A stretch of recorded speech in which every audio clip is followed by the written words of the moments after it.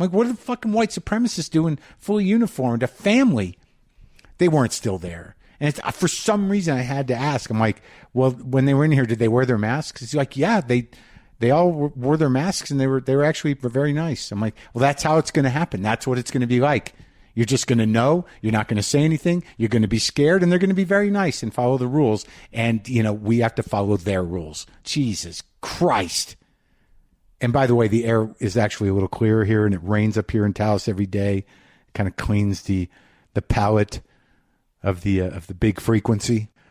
I'm okay. Are you guys okay? So Billy Crudup, not Crudup. Of course, you know him from Almost Famous.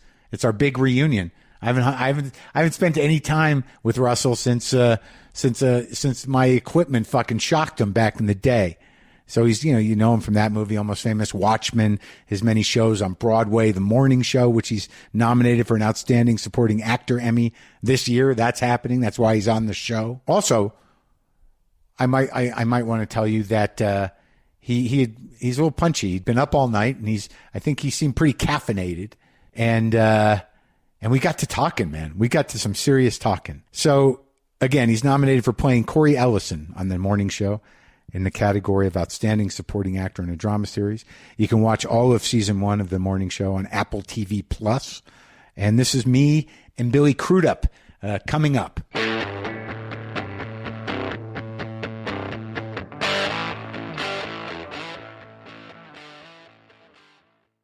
Folks, it's summertime, right? It's time to embrace the ice cream, and I'm talking to everyone here because even if you don't do dairy, our friends at Ben & Jerry's have a plan for you. Ben & Jerry's has 3 new non-dairy frozen desserts that are a brand new twist on vegan euphoria. The Ben & Jerry's flavor gurus were working overtime when they made the new non-dairy frozen desserts with sunflower butter. Oh, man. They're the perfect sweet treats for vegans, vegetarians, and everyone in between. Sunflower butter. Are you kidding me? Try the new milk and cookies flavor with no milk. There's also creme brulee cookie and mint chocolate cookie, all plant-based, all delicious. Going plant-based is smart for a whole lot of reasons, but if you've never tried a plant-based ice cream, these Ben & Jerry's flavors are a great place to start. And if you don't mind, I'd like to continue to petition for some plant-based peanut butter cup. Come on, fellas. It's my favorite Ben & Jerry's flavor. I know you can do it. Come on. Check out the Ben & Jerry's sunflower butter lineup and the whole non-dairy family at benjerry.com. That's BenJerry.com. Folks, everyone is figuring out new ways to do things and new paths for their futures during these times. That makes it as good a time as any to make that dream project a reality, and you can do it with Squarespace. Squarespace makes it easier than ever to launch your passion project, and right now we need all the help we can get. Open an online store, start an independent journalism outlet, launch a podcast, whatever it is you want to do, Squarespace is the tool to make it happen. You can easily make a beautiful website using these Squarespace templates created by world-class designers. Make it exactly how you want it, since you can customize it with just a few clicks. Sell products with ease using Squarespace's powerful e-commerce options, and you'll never have to patch or upgrade anything ever. Head to squarespace.com/WTF for a free trial. And when you're ready to launch, use the offer code WTF to save 10% off your first purchase of a website or domain. That's squarespace.com/WTF. Offer code WTF.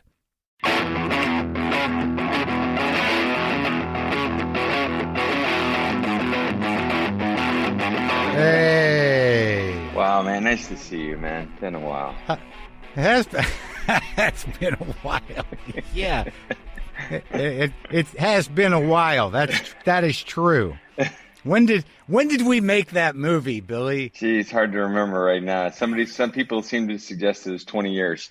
Oh, that's right. There was a big anniversary that I wasn't invited to. 20 years. You were invited. You just weren't available, man. You got this thing going, and it keeps you busy 24/7. That is not true.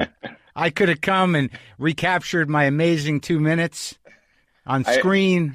I have this memory. I don't know if it's invented or not, but of watching you and Noah do that fight from inside the bus, and it being one of the more entertaining parts of that experience. He made us do it like 10 times. I know. And I remember Noah's voice getting shot too, and it was Right. done for like a week and a half. Oh my God. He made us, there was several versions of it where Noah comes out. Every time, I think he was on the bus telling Noah to do shit to fuck me up. So like one time he came out and broke a guitar. Another time he showed his ass. I remember the showed his ass part. I had forgotten about that. Oh, what a fantastic memory. That's really nice. That was crazy. Yeah. Yeah, that was fun. That was a long time ago, and everybody was so deep in it. I remember that. I mean, I come on for one day, and you guys were acting like a real band. Yeah, it was a totally immersive experience. I'll tell you that. From the second we all said yes, Cameron had us in band camp, and was the mind meld was like instituted immediately, where he wanted to make sure that all of us well, for me in particular, because I was not a band guy, the other three were, that we were all part of the same thing, and I didn't fuck it up. They'd all the other guys had been in bands. Yeah.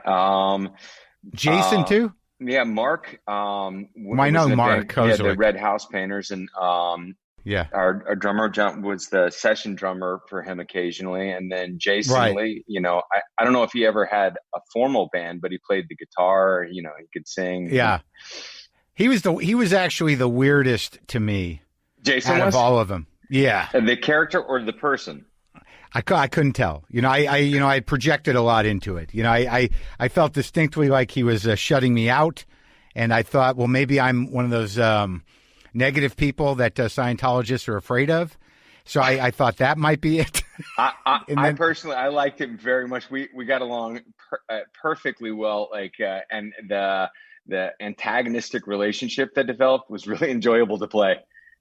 But it wasn't real. No, oh no, not at all. I can't do anything for real. It's all fake, man. This is like I don't know how to play guitar. I mean, as you can see, this is real.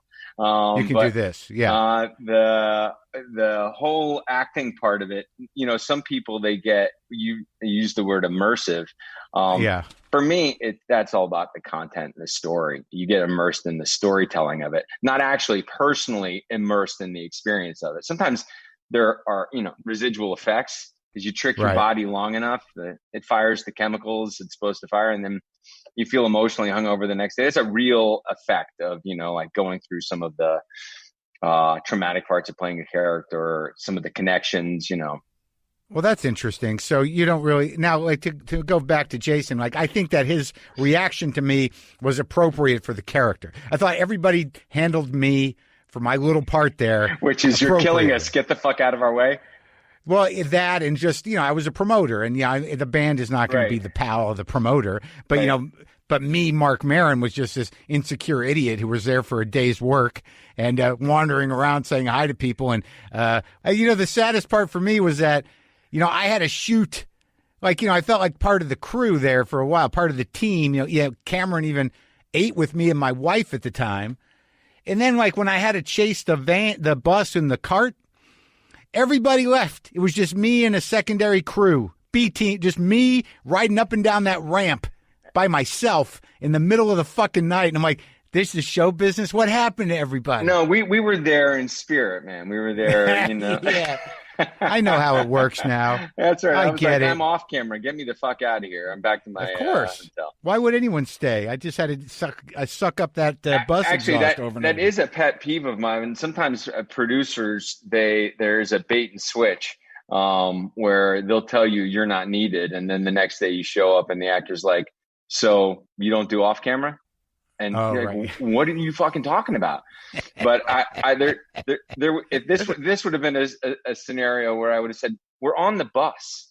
Yeah, the windows are closed. Yeah. I mean, if Marc needs me on the bus, I'll stay up. Sure, Just no problem. That's how I connect, man. I need to know that all that emotion is still feeling on the it up. bus. It's riding away. Yeah, you can. I gotta feel it. You'll be able to sense my seething emotions from inside the bus. But that's interesting. That, well, I mean, I know that's a thing. I will always do off camera too. I mean, I guess sometimes, you know, not that I do a lot of acting, but I do more now. But you know, it seems like the right thing to do, unless, you know, it's really nothing. It almost always seems like the right thing to do, not the least of which because I feel like the whole bait and switch of doing a movie or a play or TV show, whatever, is convincing the audience that everything is happening for the first time. Right. When it's highly choreographed and you've collaborated on the narrative together and you're just simply executing it as craftspeople. And if to that way of thinking, I want to be in on it. So I Yeah. want to influence your performance. I want you to influence my performance. So if you say you don't need me for off camera, I'm like out of the fuck. I don't know what I'm doing there. Right, right. Well, I mean, I think I was talking to Rob Reiner or James Brooks, I don't know who, about Jack Nicholson on the set of A Few Good Men, in the scene where he's in the witness box. Right. And he goes off. Right. Even when he was off camera, he did it all the way. Right. All the way. Yeah. I think it was Reiner, because I think Reiner directed it. So why do you do it? Why do you keep doing it all the way? He goes, because I love to act, man. I couldn't agree more. It's such a privilege. And when you're firing, when you're that scene obviously became iconic for him too. Right. So that must have been incredibly fun to play. But when you're firing with people, there's no greater joy. Most actors slog to get any work at all, much less something they enjoy, much less something that they feel is important to be a part of. Like all of those things are, there's so many layers to this profession that, I'm sure the people that you speak to are all occupying a certain echelon that like those worries are long gone. But for me, I went to acting school with 18, 20 people who were really good young actors, and so many of them now don't work at all, and so many of the ones that do work in things that are unsatisfying. There are a handful that get good opportunities and are given the opportunity to exploit them and move on and have great, but the abundance of good fortune that I've had is absolutely apparent to me at every stage. And you have gratitude. Endless stores of gratitude. Yeah. I don't know. I don't know how people do it. I don't know how you guys do it, because I don't know how you go on doing it without getting a break or without getting opportunities, because you're showing up, you're auditioning to do somebody else's bidding, and you're hoping that bidding is good, at least well written to some degree. And if it isn't, you got to suck that up and make the best of it. And sometimes it's well, the one thing I noticed about acting when I started to do it more for the TV show, I'm like, with TV acting, you do a thing and it's like 2 seconds. You get you're on camera. It's like, hey, wait. All right, cut. Let's turn the cameras around. And it's like, what the fuck does that? That's a day? Yeah. And there was actually a moment where I was like, this is fucking ridiculous. I'm just sitting around watching The Sopranos on my phone for 4 hours. But I've grown to be a little more grateful. But I guess what I'm leading towards is that it sounds to me that your process is not all immersive to the point where you're going to convince yourself that you've become a character. And I imagine that doing theater kind of knocks the kind of pragmatic working element, the sort of like, I'm a working actor guy. Like, I think theater really is what must define what feels good about acting. Well, I have had that experience. It's true. And it was the philosophy was instilled in me before that. And the reason for that gratitude is in no small part because of the abundance of opportunities I had early in my career. I actually felt bad about it. I felt bad about telling some of my peers about like the great jobs that I was getting. And like, I was 6 months out of school and I was playing one of the leads in a Tom Stoppard play on Broadway, directed by Trevor Nunn at Lincoln Center. And like, I was originating the American part of it. Nobody gets to fucking do that. I wanted to hide my head in the sand. It was, not to mention the fact that I was shitting myself in everybody's company trying to accomplish that. But we were taught about, and the reason I went to graduate school originally, I thought I might teach, because I didn't know anybody who was a professional actor. The great thing about actors is that, like, you can tell all your friends about this amazing opportunity, and because they're actors, they're not going to be bitter or resentful of you, which is one of the great things about that community. Yeah. Well, I have to say, I do have some anomalous experiences because me and my friends